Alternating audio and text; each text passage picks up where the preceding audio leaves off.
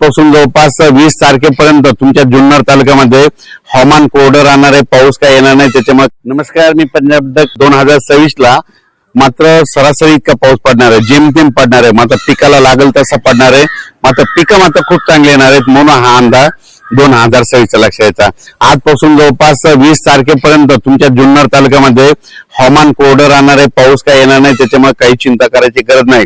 पण त्याच्यानंतर काय होणार आहे, 21, 22, 23च्या दरम्यान मात्र जुन्नरच्या पलीकडल्या साईडनं म्हणजे खाली घाटाकून पाऊस पुन्हा परत पावसाचं वातावरण तयार होणार आहे म्हणून हा अंदाज जुन्नर तालुक्यातल्या शेतकऱ्यांनी लक्षात घ्यायचा. कारण की या भागात असल्यामुळं या शेतकऱ्यांनी लक्षात घ्यायचं, ज्यांचा कांदा असेल, गहू असेल तर तुम्ही काय करा, 20 तारखेपर्यंत तुम्ही काढणीची तयारी ठेवा.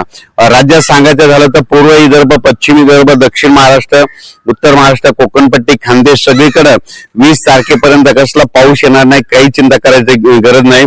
फक्त मात्र उन्हाचा पारा वाढत जाणार आहे.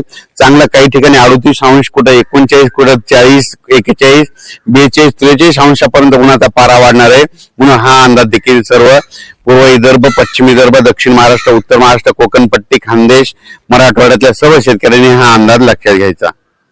तसेच मी या जुन्नर तालुक्यामध्ये आहे म्हणून तुम्हाला एक सांगू इच्छितो, ह्या जुन्नरच्या पलीकडे कोकणपट्टी आहे.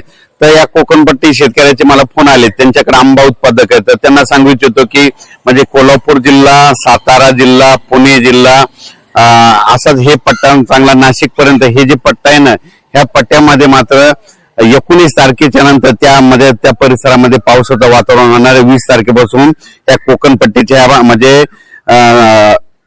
आपला या साताऱ्यापासून ते इकडे इगतपुरी पर्यंत ह्या पट्ट्यामध्ये पावसाचं वातावरण राहणार आहे म्हणून ही अंदाज त्या कोकणातल्या सर्व शेतकऱ्यांना लक्षात घ्यायचा.